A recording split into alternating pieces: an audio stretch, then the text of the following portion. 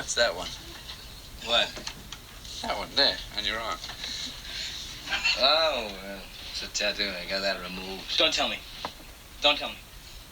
Mother.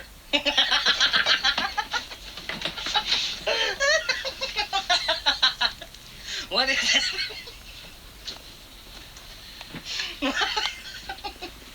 Mr. Hooper, that's the USS Indianapolis.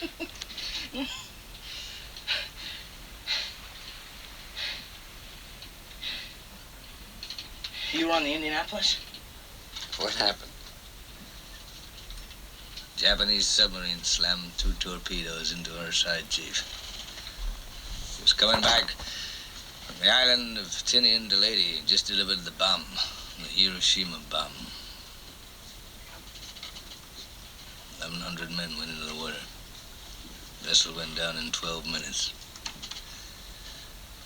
Didn't see the first shark for about half an hour.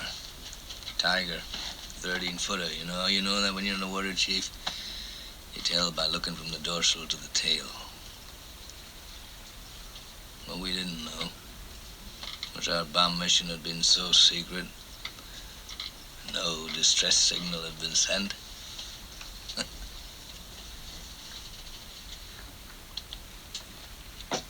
They didn't even list us overdue for a week. Very first light, Chief.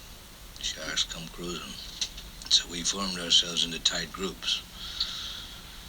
It's kind of like old squares in a battle, like you see in a calendar, like the Battle of Waterloo, and the idea was, shark comes to the nearest man, that man he starts pounding and hollering and screaming. Sometimes the shark would go away.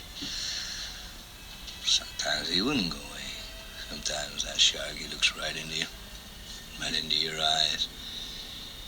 You know the thing about a shark, he's got lifeless eyes, black eyes, like a doll's eyes. When he comes at you, he doesn't seem to be living until he bites you, and those black eyes roll over white, and then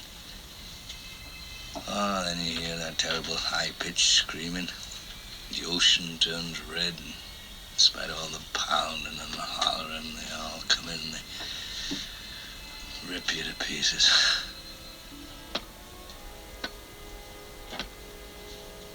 By the end of that first dawn, lost 100 men. I don't know how many sharks, maybe 1,000. I don't know how many men. They average 6 an hour. On Thursday morning, Chief, I bumped into a friend of mine, Herbie Robinson from Cleveland. Baseball player, bosun's mate. I thought he was asleep. Reached over to wake him up. Bobbed up and down in the water. It was like a kind of top. Upended. Well, he'd been bitten in half below the waist. Noon the 5th day, Mr. Hooper, Lockheed Ventura. So she swung in low and he saw us.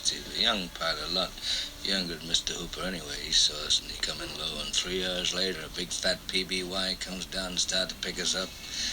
That was the time I was most frightened, waiting for my turn. I'll never put on a life jacket again. So 1,100 men went in the water. 316 men come out. The sharks took the rest June the 29th, 1945. Anyway, we delivered the bomb.